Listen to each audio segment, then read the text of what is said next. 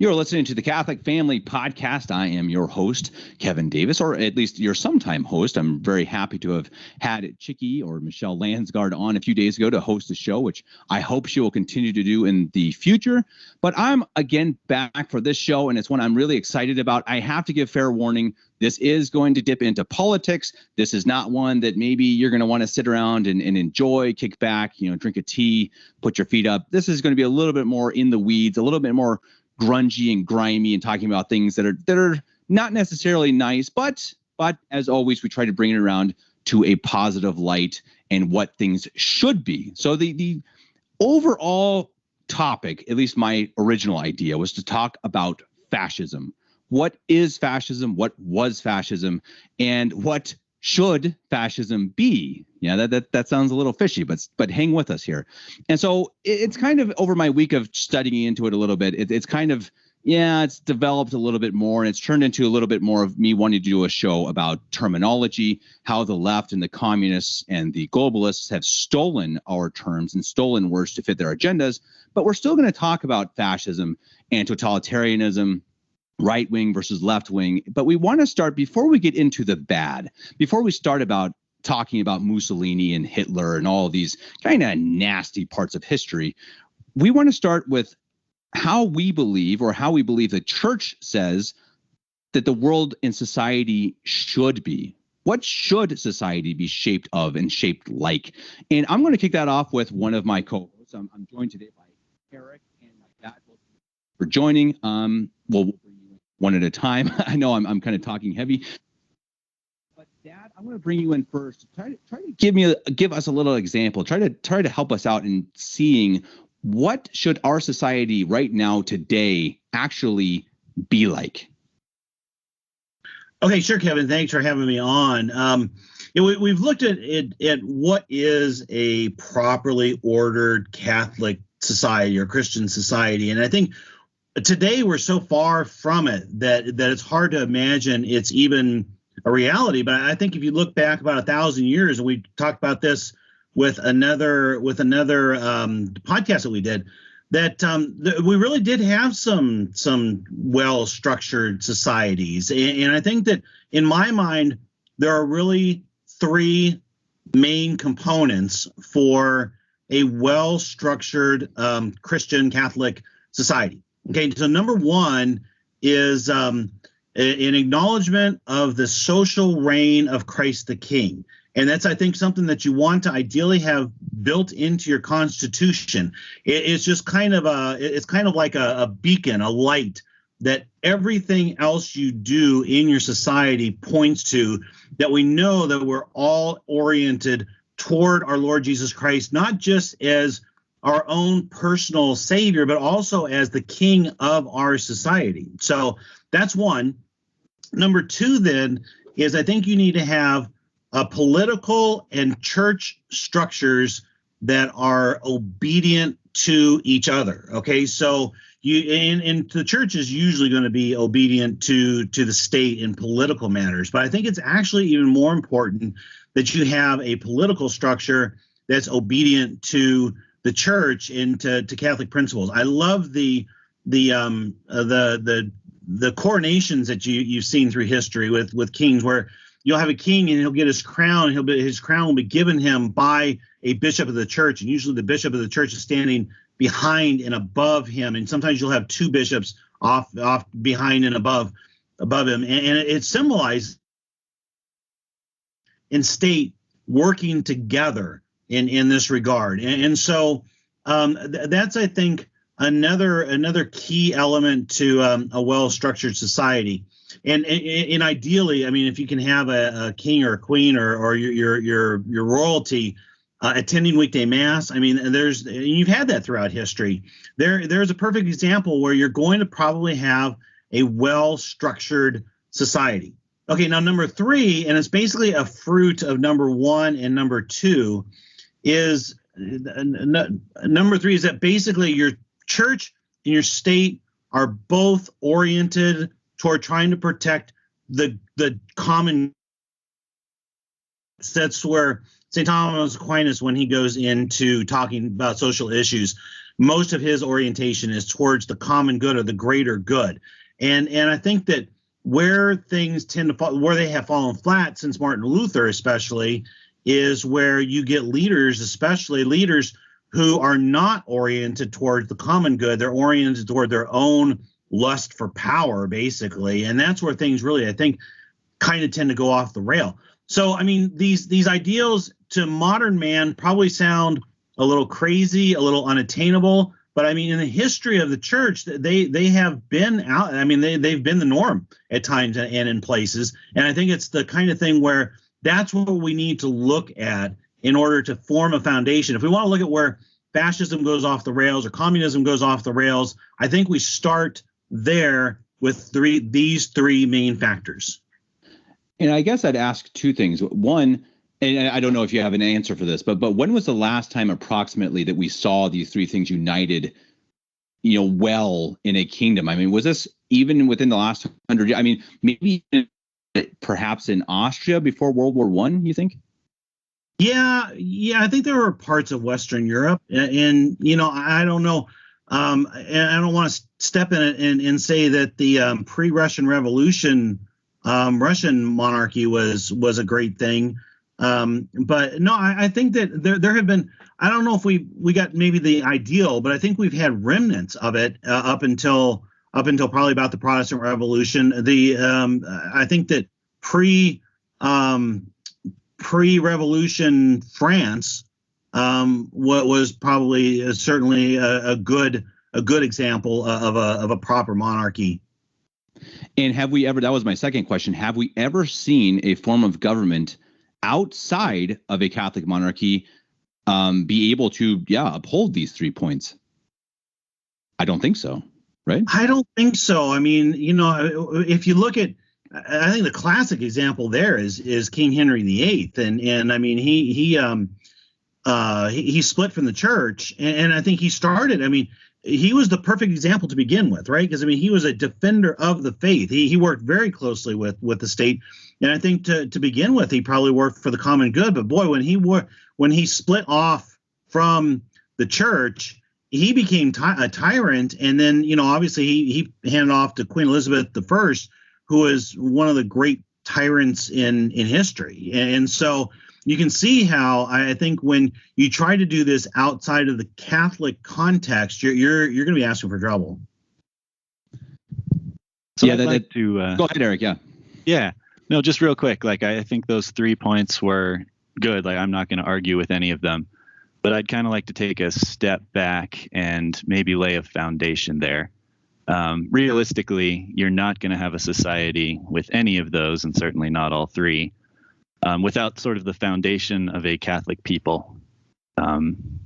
So, I go back to this analogy. I think, Kevin, you and I talked about this in one of your previous podcasts, of the analogy of a society being a bridge and the people of that society sort of being the material that the bridge is made of.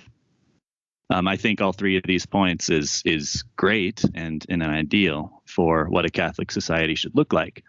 But I also think that talking about that with our current society is sort of like building a 2-mile long suspension bridge using scrap wood and sawdust. Like, you're never going to get your first point was acknowledgement of Christ the King. You're never going to get that without a Catholic people.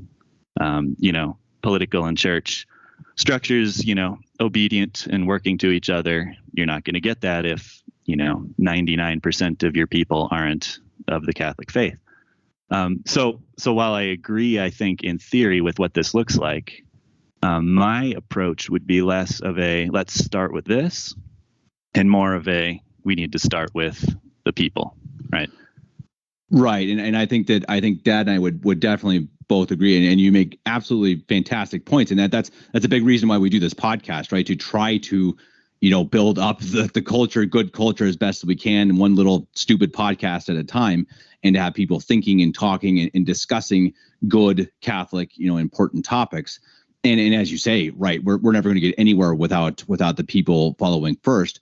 But I guess the It's a really good question because people, obviously you have to start with the people, but the people often look to the top as an example of what to do, right? So people are generally sheep. We see that, unfortunately, more than ever right now, and we've seen it, with Vatican II. We've seen it with this current crisis, and you see that people, not even just being made into this bridge, they just walk off into the river and drown, right? I mean, they just don't. Mm-hmm. As a society, the society, in terms of history as well, almost always follows whatever the strongest leadership is. So I think that honestly, it's kind of like both cases have to be so. I mean, it's kind of which came first, the chicken or the egg, I suppose. And and you're definitely not wrong. It's just kind of like, yeah, I mean, which one? I mean, absolutely for certain, if we want to fix it in our time, absolutely no question, the people and the society is going to have to do it. I mean, that absolutely goes without saying, I think. But to say which one is I guess should come first or be more important, I guess it's almost impossible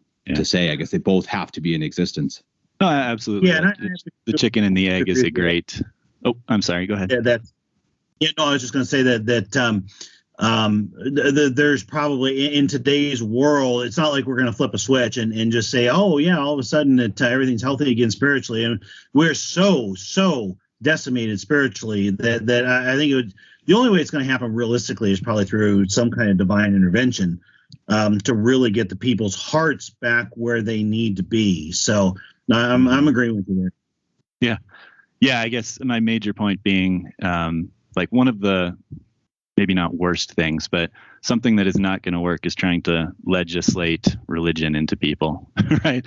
Building, like, if you could snap your fingers and build this Catholic monarchy system in today's America, you're going to do more harm than good, at least right off the bat. But if you had a Catholic monarchy, or if you had a Catholic government in America, I would say the people are more likely to follow that, because the people do, as the sheep that we are, we tend to follow leadership. So again, I think we're not even disagreeing. I think it's just kind of like, okay, which one has to come first, and the people have to be it, because especially in America, as a quote unquote democracy, the people are or should be, the actual rule of government, and then they can rise up and do what they want. Now, I think we all have plenty of issues with democracy in itself. I know I do. It's definitely not this praiseworthy, absolute perfection of government, which I think people, especially in the Western world, try to make it seem like. And it's something that it's really kind of, again, the primary topic I've come to for the show that I want to talk about is, I think it's a real issue, the terminology that I think people start using words rather than meanings. So if someone has an issue on the left, they just say, well, you're just a fascist, or you're just right wing, you're an extremist. And it's the exact same thing on the right. The right says you're a globalist, you're a communist, you're a left winger. And I think eventually it's kind of brilliant from the devil, because it just means that we're just calling people names like a bunch of 5-year-olds when we don't actually understand the issues. What is a communist? What is a fascist? Right. And I think that's kind of my approach here, that we know what we should be. I mean, the odds of us in our lifetime seeing the three, as Dad lined up very well, the odds of us ever seeing that it's almost, I'd say it's probably zero, or very nearly zero, unless God intervenes. But, what can we do to at least understand what things should be, and stop slinging mud when we don't actually understand, what words are? If we actually understand these terms, maybe it'll help. And so I guess a good place to start then is to talk about fascism, unless you guys have something else to add to the start of this. Just fascism. Yeah, go ahead, Eric. Yeah, please. Yeah, just one quick add, and it's more humorous than anything else. You were mentioning democracy, and how A, we don't really have one, and B, even if we did, we don't really agree with it. There's a good quote. It's attributed to Ben Franklin. I think that's kind of debated, but democracy is 2 wolves and a sheep voting on what's for dinner. And I think that's a pretty short, concise summary of what democracy is. Yeah, that's a good point. And the mob rule kind of, is it's sometimes it works, sometimes it doesn't, like any forms of government. But as Dad said really well, if the government of any form does not have God at its premise, and the greater good of people in the light of the Catholic Church, and in the light of how God sees the good for people, then it's obviously going to fail. And in fascism, and I came across a good video, because fascism, the actual definition, it's actually pretty hard to find. There are many different ideas of what fascism is, when it was founded, who was the one who started it all. I mean, Mussolini is generally given the credit for having put it into action in Italy back in the I guess early 1920s, I believe. But I came across one that I liked, and the definition this guy gives, this was a YouTube video. He says the idea that the group is more important than the individual. And I think that's interesting, but obviously it's not everything, because it's also, as we've seen, it always ends up being totalitarian. So Dad, I think I would ask you, what do you think, as far as what you know about fascism and what it was and what some people thought it to be back in the 1920s, what could fascism have done right to actually have been usable in a Catholic or even a good societal sense? Yeah, that's a good question. So I like to go back to a line that G.K. Chesterton had. He I think kind of saw fascism rising in his day even, and he pointed out it was basically, it wasn't even the church so much, it was government and big business. He called them Hudge and Gudge, that basically worked together to the ultimate enslavement of its people.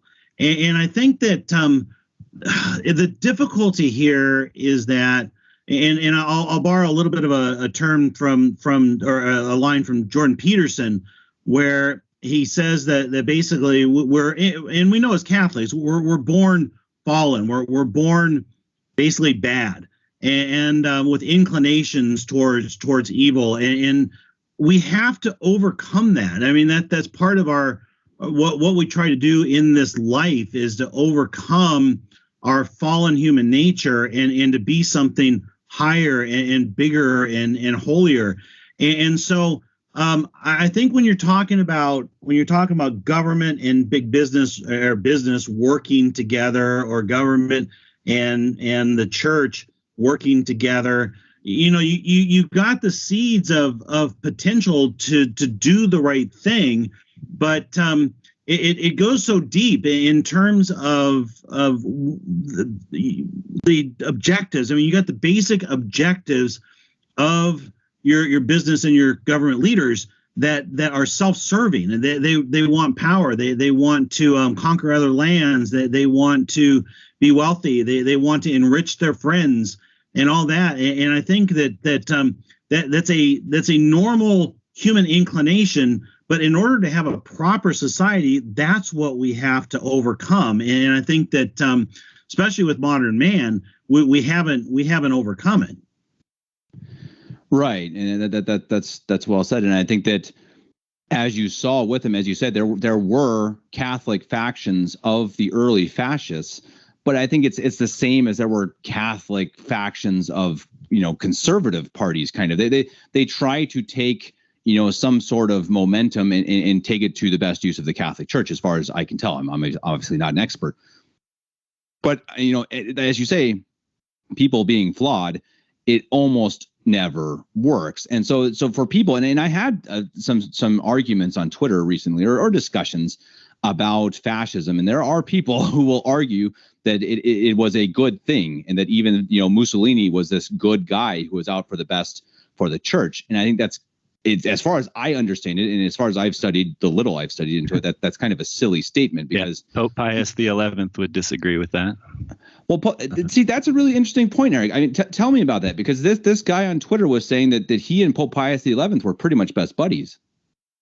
Yeah, that's the narrative that's been put. There's a whole encyclical. I haven't had the time or the energy to read it, but I have the name here.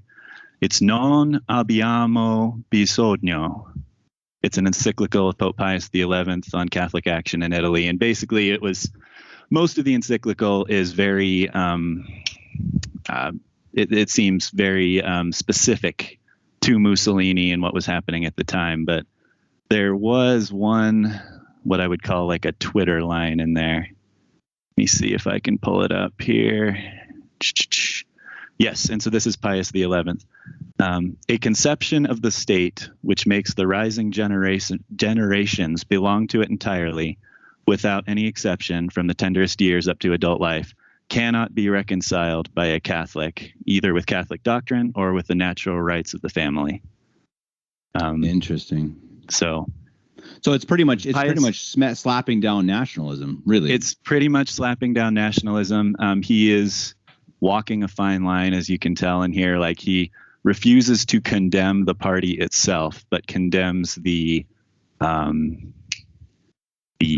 tendencies or the goals of the party. Interesting. And that's something we've seen quite often with the church, that the church and the papacy are often they're hesitant to condemn parties and to get their noses into politics, because if you pick one side, so if you side with the fascists against the communists, and then the fascists end up being terrible, well, boom, there goes, the reputation of the papacy. And so it makes sense that he's a little careful. Yeah. And Pope Pius XII got a lot of grief for being Hitler's pope, even though he was anything but. And all he was trying to do was to not effectively excommunicate all German people for the political ruling party of their time. Oh, that's a total joke, that whole narrative, because I mean, if you look into it, and there's a great book I read fairly recently called the Church of Spies, and it's about Pius XII during the Nazi reign. And Pius XII was very intimately, he knew the German people very well. He was, I think, the papal nuncio, or had a very serious position in Germany before he was elected pope. And he actually came out exceptionally strongly against Hitler very early, actually earlier than anyone, literally anyone. He was the first. And it was the bishops in Germany who said, hey, you have to stop this, or it's just going to make things worse. You're going to make it so that the people are not going to want to, to continue on, and that the Germans, the Nazis, are going to punish Catholics more and more. So Pius XII had every intention of being strict against it. He was actually told not to by the people who were there, to try to soften it and make it easier. So it's an absolute lie. It's a calumny, and it's totally 100% false, as you said. And it's interesting, though. Yeah, go ahead. Fascism is rightly derided as being a bad political structure.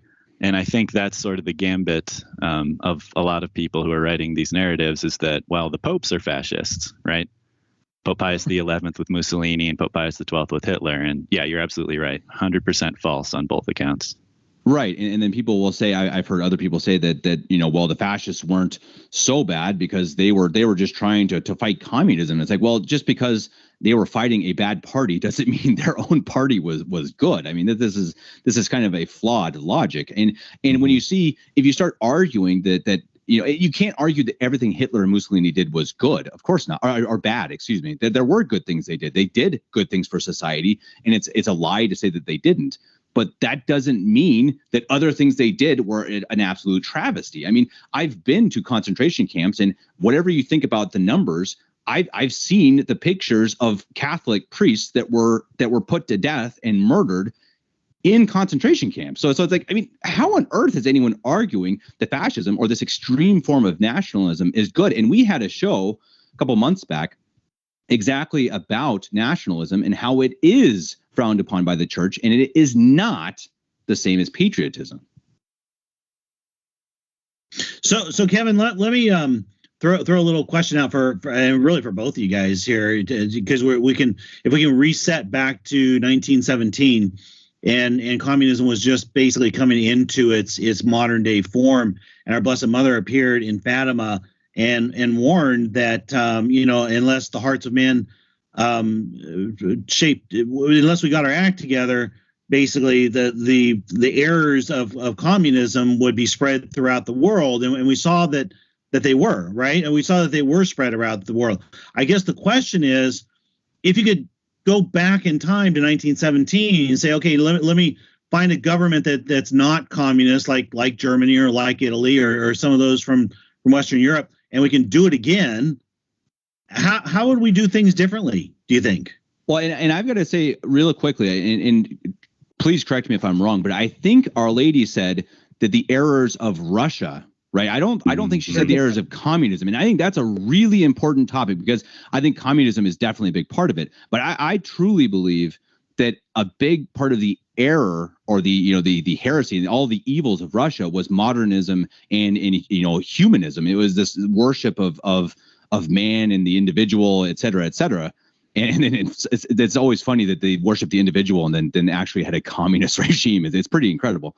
But I think that's where I would start. That I think it was not just communism. I think it was what else was coming in, which was also modernism. But in terms of what they should have done, I think you said at the beginning of that, Dad, that Our Lady warned that the people had to change. And that goes back to what Eric started the show with, really, that it was the people. She didn't say, hey, you governments better shape up or else. She said, hey, you people better stop living in sin or the errors are going to come. And I think that's a really interesting point. Mm-hmm. Yeah, I'm not going to try to know what Our Lady meant, but on your first point, I do agree that communism is probably the largest of the errors of Russia. And when she said Russia will spread her error throughout the world, I think error was probably plural there, and communism just being one of them. Humanism and totalitarianism and socialism being other branches of that. But yeah, and then I also do agree with your second point, which is Our Lady wasn't saying build a bunch of Catholic governments. She was saying change your hearts, return to God, stop sinning, pray the rosary, and apparently not enough people did that. Yeah, Our Lady didn't tell us basically that to look to the government and Donald Trump was going to be the one to fix all of our problems. She looked at each of us individually, and that's where we as a church we needed to start this 100 years ago, and now we're kind of in the ninth inning, I suppose. But we can still heed her warning, and each one of us take up the mantle and do what's right, do what she asked us to do back in Fatima. And I think, Eric, do you have anything to continue? Because I want to kind of go into some of these definitions or examples of fascism. Yeah, just a quick closeout thought on that whole thing is, each one of us, myself in particular, needs to say, well, what's wrong with our society? Start by looking in the mirror, right? Like my sins are just as effective on society in a negative way as, so-and-so's up in the Oval Office. I think that's the mentality that Our Lady was trying to get across, and that's the mentality we really have to start with, in my opinion. Oh, you couldn't be more right. I mean that's definitely the case, and I think that worrying about politics and stuff is a problem, probably a sin if it's too much. If you're focusing too much on these big issues and neglecting your own life and your own sins, that's 100%. And I think I should have started the show saying that's not our intention. Our intention, of course, as Eric said it perfectly, that Our Lady meant for us, and God wants us to first work on ourselves individually, and then as families, and then as society, and then as a country and as a world. But it does start individually. That's 100% the case. This talk about fascism and all these other things, this is just a side note. It's something that I think we're all interested in. I think it's a fascinating topic that people get wrong a lot, and so that's why we're talking about it. It's not like, hey, if you understand the definition of fascism, you will go to heaven. I mean, obviously, that's not the case. So well said, Eric. I think that's definitely true.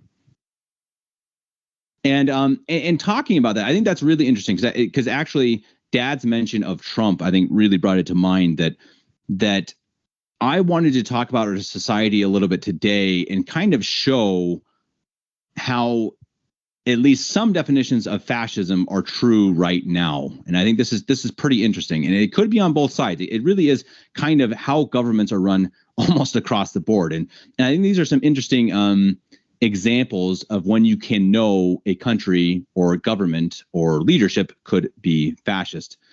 Number one, talking negatively about your country is forbidden. I wouldn't say we see that right now. I'd say we see more like talking about your quote unquote experts is forbidden. I think you guys would agree. Yeah, let's go. Brandon is fair game right now. That's true. but saying, hey, the CDC is incorrect about something and you will be banned. I would shut off. put it on sort of a mirror, I guess, like from a right-wing perspective, talking negatively about the country, it's not forbidden, but it's looked down upon. Whereas from the left-wing perspective, talking negatively about your leadership or your establishment is what's frowned upon, not the country. Exactly. Sort of two sides to the same coin. Totally. And that's almost with all of these. So number 2 is scapegoating or blaming a set of people for all issues. And I think that honestly, the scapegoating, at least before those unvaccinated. Exactly. But that's honestly what it is. And you see a very mini form of this right now is that, these guys who haven't taken the jab, they are every trouble going on in America. Have you seen how many people have died from cancer? Well, it's because of all the unvaccinated. It's pretty nuts. But on the other side, as you say, Eric, it's the right blames everything on the left and the left blames everything on the right. And it eventually becomes an absolute ridiculously stupid mishmash of politic gobbledygook. Swirling down the toilet with no one ever going to fix anything because they're not looking at mirror.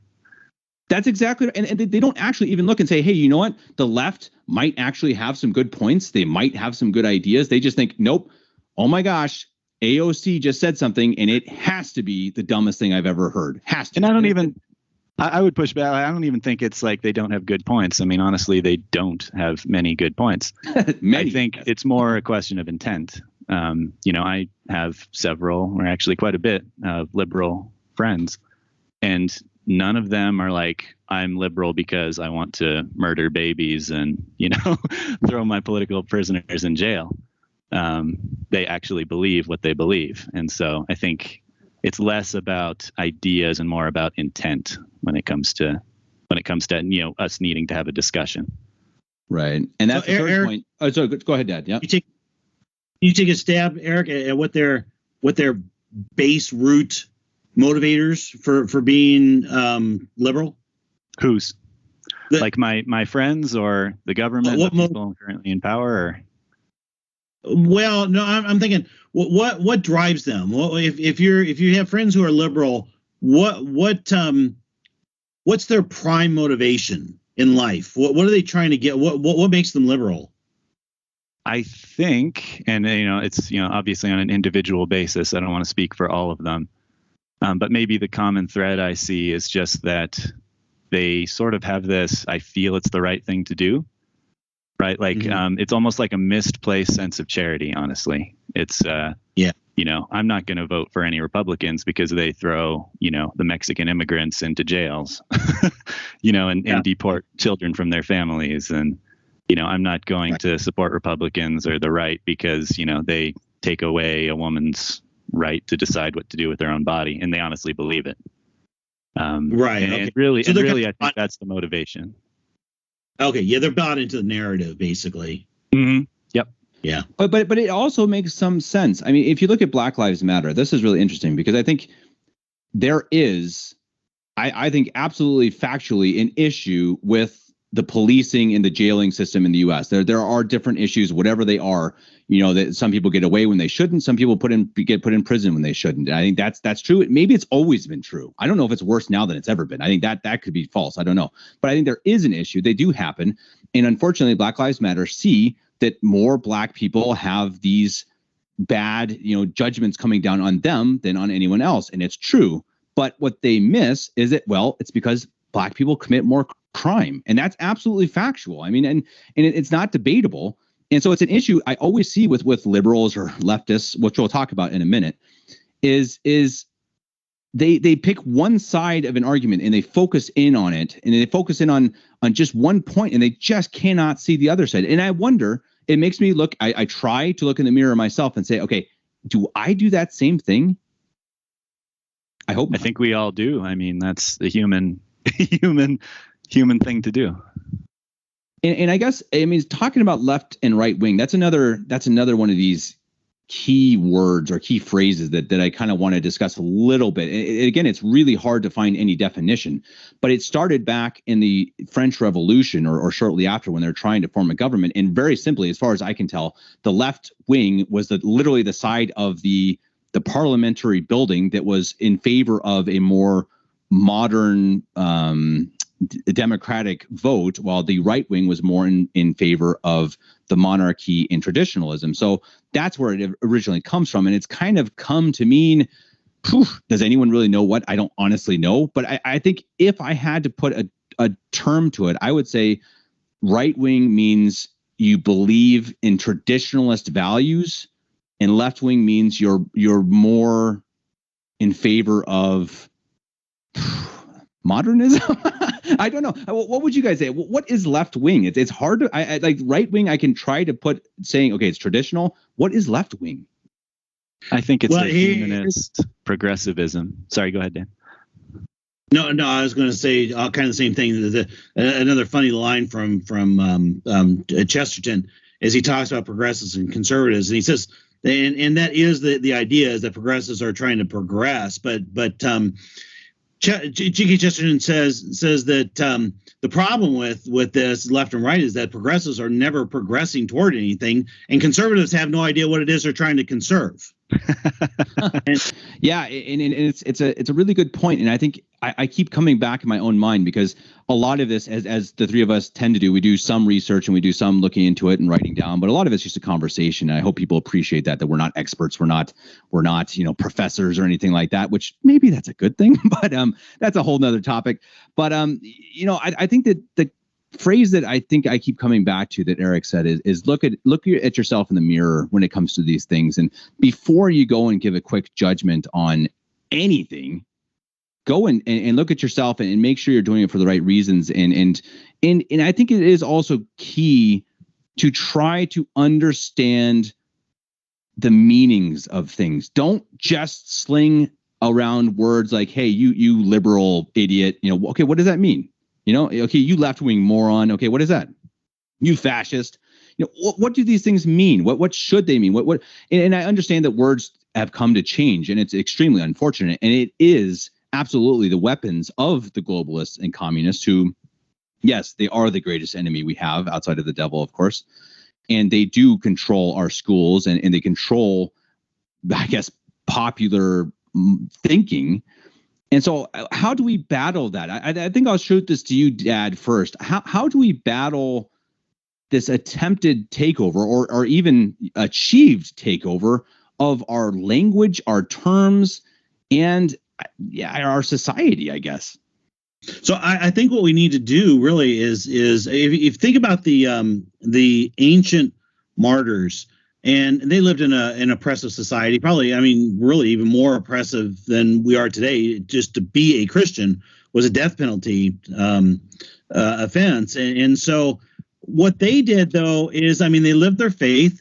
They loved each other. They presented a good example to the world.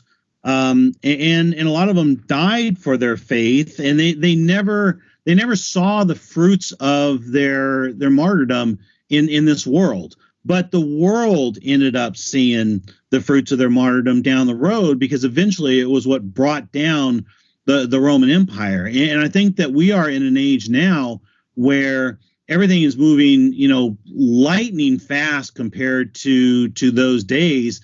And the martyrdom that we're suffering is a different sort of martyrdom.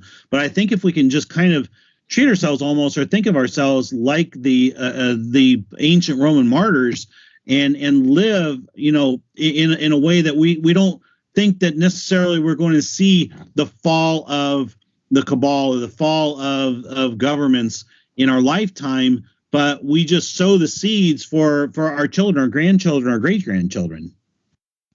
That's a fantastic point. And yeah, even adding to that, right?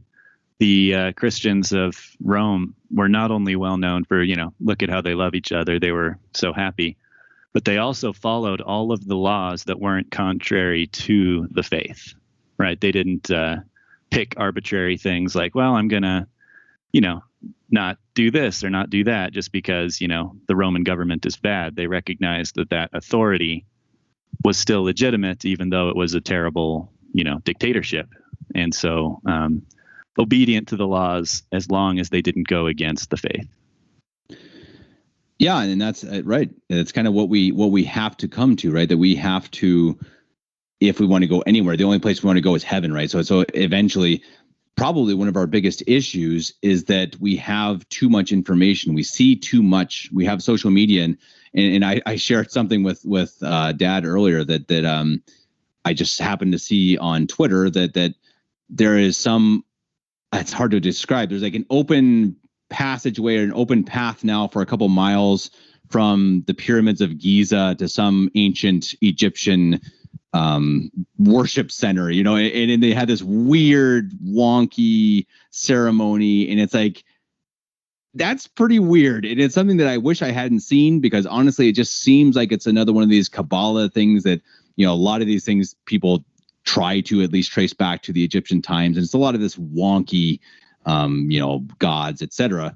And I do think part of that, and part of my issue is just, I see too much. I know too much without knowing it, and I think that is a big problem. And I think that these social media sites and the internet, they can be a grave cause of stress and evil that maybe they don't always need to be. Maybe we, I guess, don't have to understand the meanings of fascism. But I guess my point being, if you're going to be online, especially, and you're going to be slinging mud, try to at least understand a little bit what things are about, rather than just using words that they made. They made these words. They, the bad guys, the Kabbalah, the guys marching down the line from the pyramids of Giza. They're the ones who want us saying these things. So let's try to shape our lives and our thoughts and our discussions back to more what God wants us to do. And I guess that's kind of a bad way to end a show where we discussed everything else other than that. But I think the good thing, which I appreciate, and I appreciate with you guys, because I think you guys both kept bringing this back to the individual. You guys kept bringing it back. We didn't just decide what is fascism and why is it bad and why are our lives miserable because our government is fascist, which I think it probably is.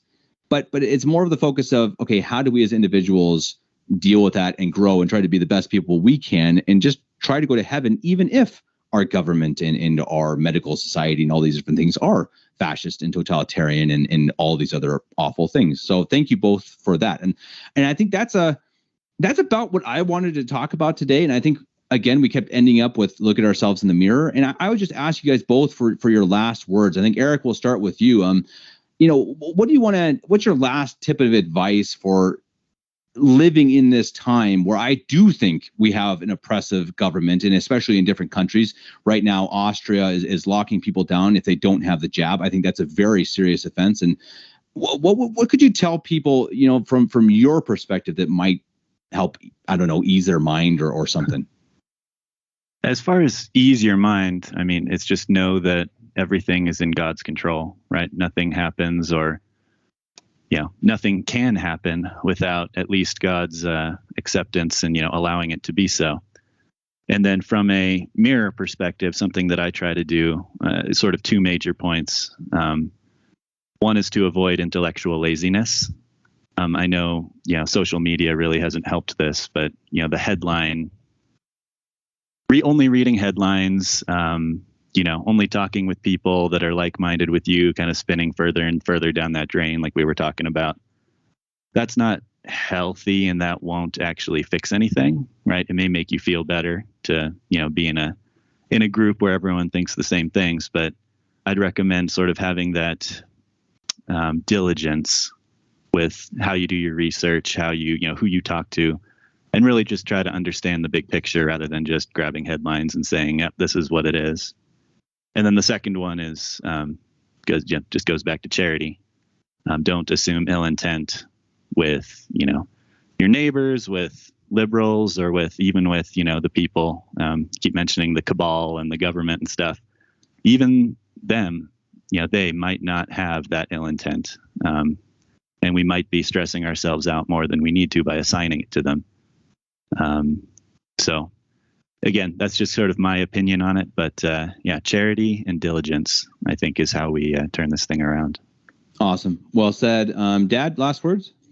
So yeah, my final thoughts kind of revolve a little bit around the idea of hope, and we all know, I mean, supernatural hope is something we should always have. It's the hope that God's going to give us the grace that we need for our salvation, and that's a rock solid part of our faith, and we should never. This should never wane. But in a temporal sense, I mean, I'm kind of a believer myself, and in trying to keep a certain amount of life, even so, I try to focus on the positive. In some regards, I would almost rather be an optimist and wrong than be a pessimist and right. And so I try to do what I can to keep a healthy temporal hope and temporal outlook together. But then as we see things fade and fade and fade and fade, you end up having to try to kind of reset and recalibrate and maybe lower your sense of hope or lower what you're hoping for. And there does kind of reach a point, I think, where you can be just completely out of temporal hope and leave all in God's hands. But I don't think we're there. And I think that we can still kind of try to keep our hope together, will actually live for a better day, because I tend to believe that we're human, and when we give up hope in a temporal sense, it tends to drag on our hope in a supernatural sense as well.